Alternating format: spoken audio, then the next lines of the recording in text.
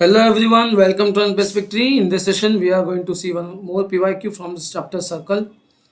Okay, and this is one of the easy and like important question you can say because ये MSc CT और JEE दोनों के लिए important question है. JEE mains में भी इसके कॉन्सेप्ट यूज होते हैं.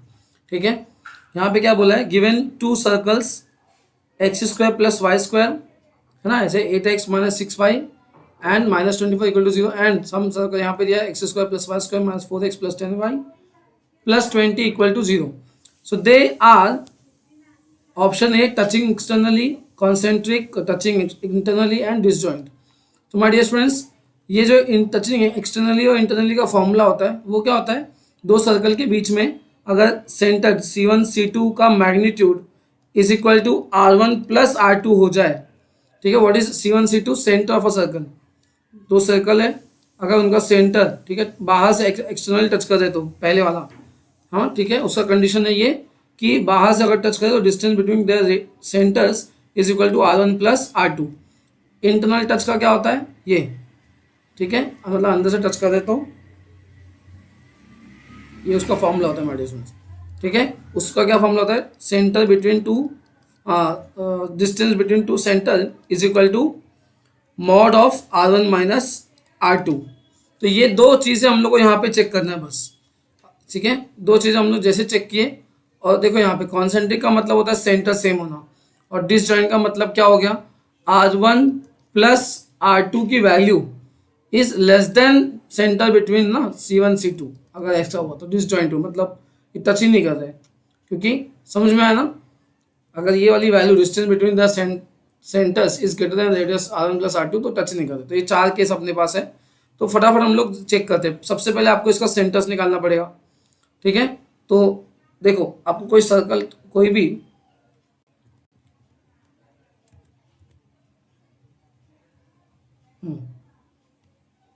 जस्ट मिनट, हाँ अब आपको दिखाई देगा होगा. तो अगर मेरे पास ये सर्कल है my students, x square plus y square plus 2gx plus 2fy plus c is equal to 0.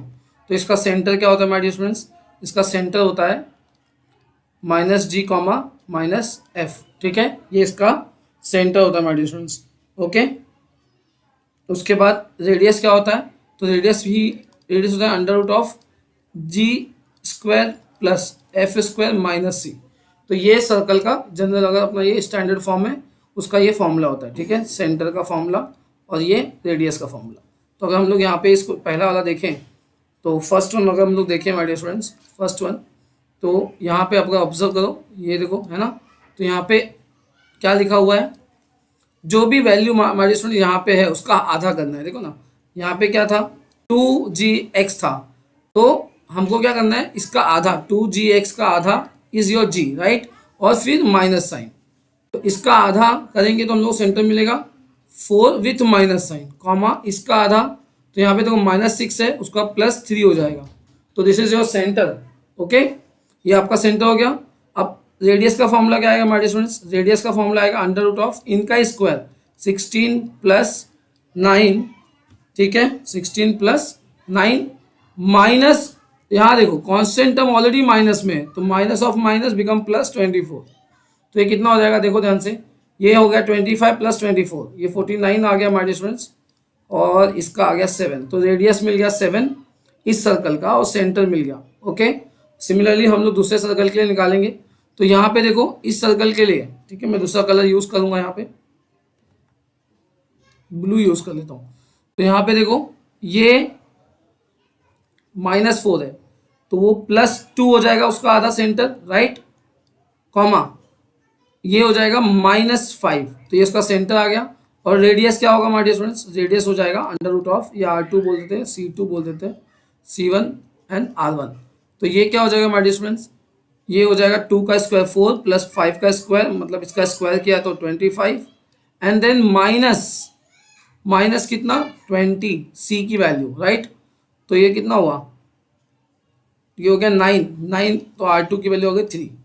सो आपको ये वैल्यू हो गई. अब हम ये कंडीशन चेक करना चालू करेंगे. ठीक है, एक्सटर्नली के लिए देखो ये वाला जो कंडीशन है माय डियर स्टूडेंट्स, ये वाला एक्सटर्नल के लिए है, और ये वाला इंटरनल, टचिंग सर्कल इंटरनली के लिए है, और ये वाला डिसजॉइंट के लिए माय डियर स्टूडेंट्स, ठीक है। और कॉन्सेंट्रिक के लिए सेंटर सेम होना चाहिए, सेंटर तो सेम नहीं है तो पक्का ये ऑप्शन तो नहीं है।